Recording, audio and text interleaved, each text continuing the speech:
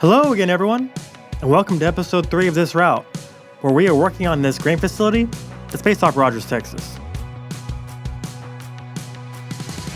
As you can see in the intro, it's a small town kind of vibe where there's really not much going on, but we still get some really good scenery done in this one. I chose this location because it's simple, but there's still enough going on for some switching activity, so it can make things kind of interesting. But we'll get back to that in a minute, because I must say, we're kind of going out of order here with what I've recorded and what I'm actually releasing for videos, because I'm just trying to give everyone a small break from Parking Lot Simulator, because one of the next episodes coming up, spoiler alert, it's a parking lot, and it's a background scene. But it actually came out really nice, so despite the joking around about it, I actually am really excited to show everyone. Alright, enough about that, let's get back to this one. So it was really tough to make this grain facility look more interesting, because I know I'm going to be making more of these as the route gets bigger, so I wanted to make it look a little bit different. So with that, I have to kit bash and kind of combine things that don't actually go together and make it look like they actually do. Also, there's not really that many grain facilities assets that I liked and that looked good, so it kind of limits what I can choose from. But the ones I end up using, they actually do look really good. Also, I do believe this was the first time I was using these kind of paints, so there was some experimenting going on. I knew I wanted a base coat of dirt and it to be lighter in color, but I really didn't have that great of paints to choose from. I mean, it looks good, but the pattern is pretty repetitive, so I had to come up with ways to break the pattern. Working on an area where there's not much going on like this is kind of a double-edged sword in that, first of all, there's not much going on, so it's easy to model. But second of all, there's not much going on, so it's hard to make it interesting. So I'm just gonna try to add some clutter, make it lived in, and just put some visual noise out there. There's definitely a slow start in the beginning, but eventually it came together, and I'm really proud of it. Yeah, I'm a little torn on using those dirt splines that I'm currently using. They're so brightly colored in contrast to the darker dirt that I'm using, but I don't really have a good road to replace it. At least not that I know of at this time.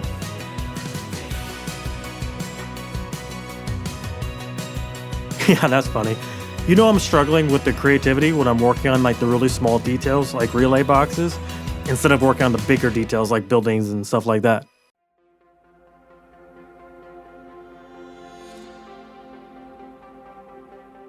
So as you can see, I'm working on two different industries right here. One of them is a grain facility, and the other one is going to be a soy oil facility, because in the Google image I was looking at, there were both covered hoppers here and tank cars. So I did some research, and apparently in addition to grain, you can also have soy oil, which is in tank cars. So I did that. Plus, it adds more variety. So it gives a good reason for different types of train cars to be here. It's a win-win.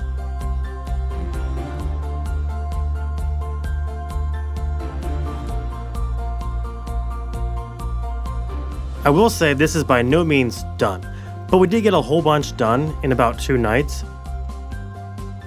On night 1 is pretty much what you're seeing now for this video, and then on the second night I came around off camera and did a lot of the details on the surrounding area, like the houses and the other side of the railroad tracks.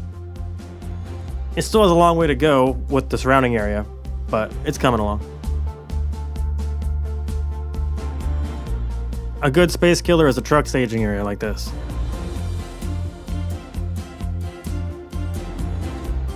I think it's really important to understand the balance between doing too much and not doing enough.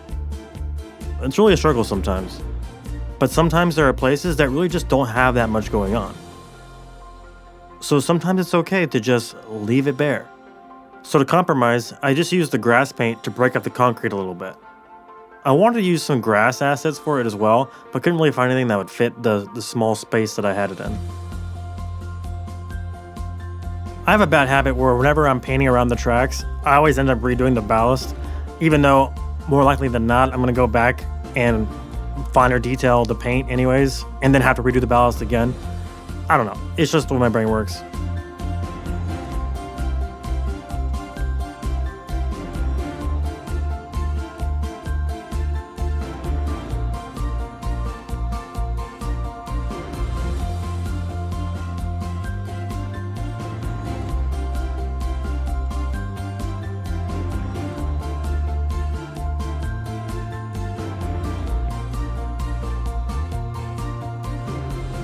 Don't mind me, just doing some grass shopping.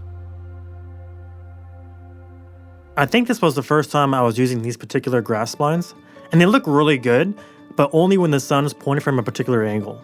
If the sun's on the opposite side, they look horrible. So that's why you'll see me always changing the direction of the sun.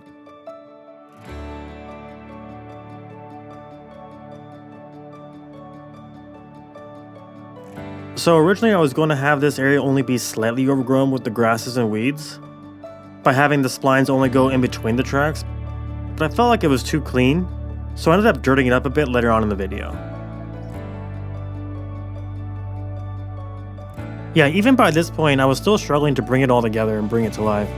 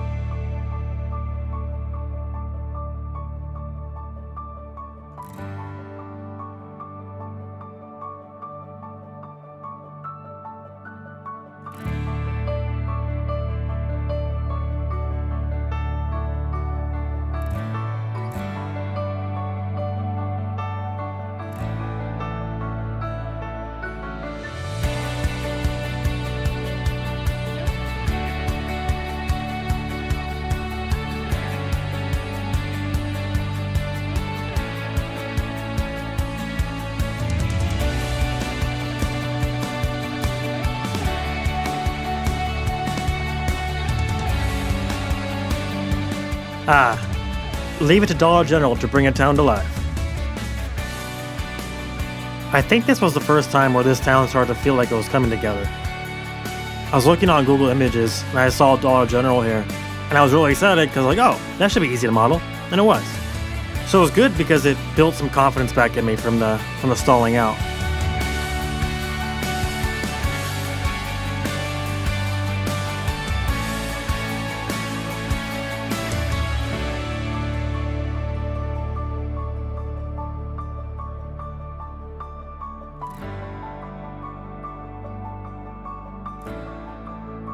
Adding details like these really take a basic building like this Dollar General and really turn it into a decent scene. Make it seem a lot more authentic. But unfortunately, you'll never know it's even there unless you're looking at it. But I know it's there.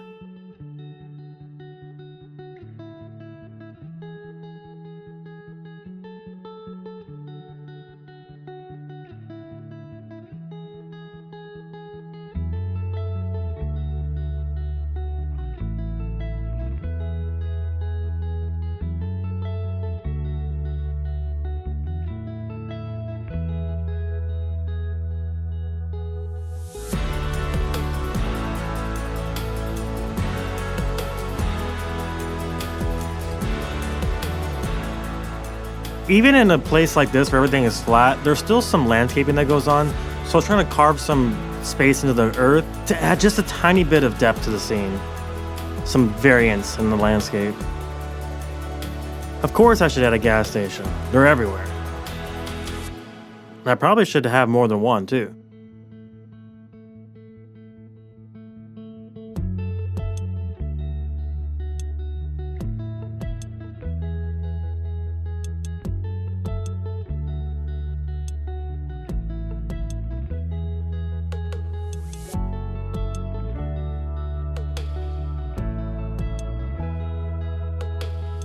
I felt like an older gas station would fit the vibe just a little bit better than a brand new one, so I swapped it out.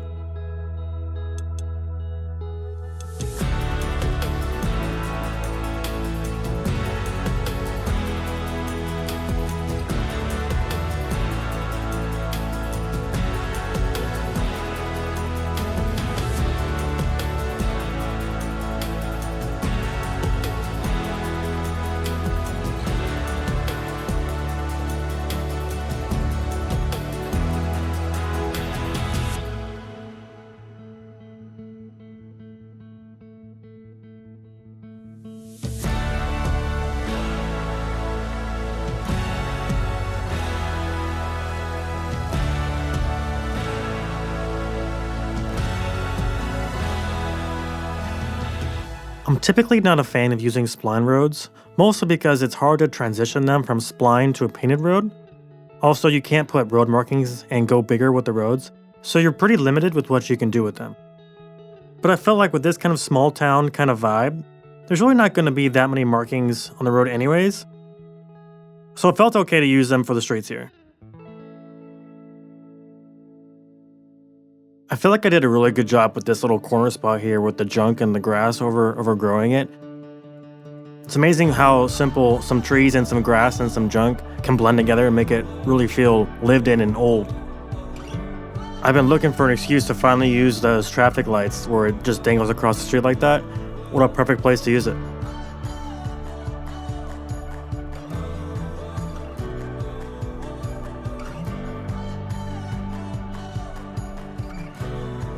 So I'm just trying to fill in this space without using more grass and some dirt. You know, adding convenience stores and gas stations and stuff like that. But it's important to not be lazy about it.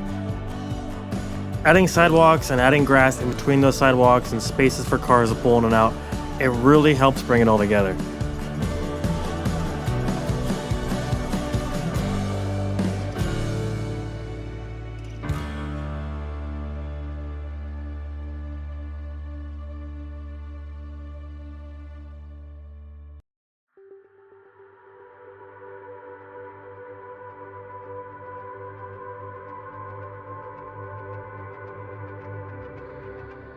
And no small town would be complete without a McDonald's, right?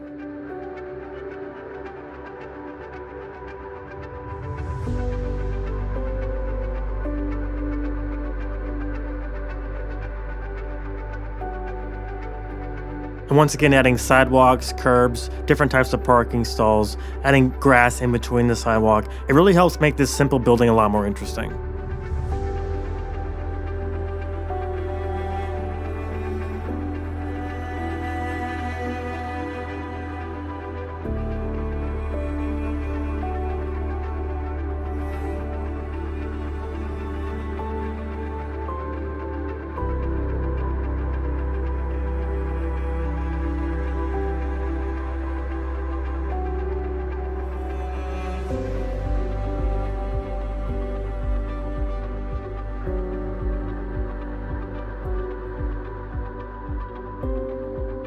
And here I am adding the infamous McDonald's drive-thru. Had a little bit of difficulty trying to get the spacing right for the lines, but we figured it out.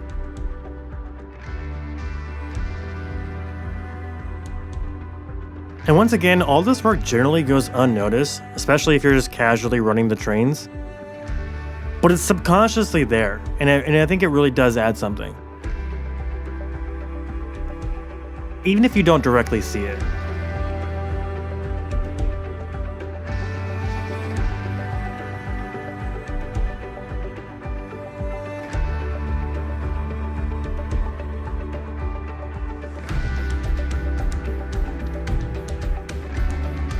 And here I am taking all these perfectly straight tracks and adding a lot of spline points to them. And what I do is I bury the tracks, I shift them left and right, and it really creates that warped feeling and that warped look that rails get in the heat. It's a really good effect. We're at the tail end of the time lapse now, and I just want to thank everyone who's watched these videos so far. Enjoy the little montage at the end, and I'll see you in the next one.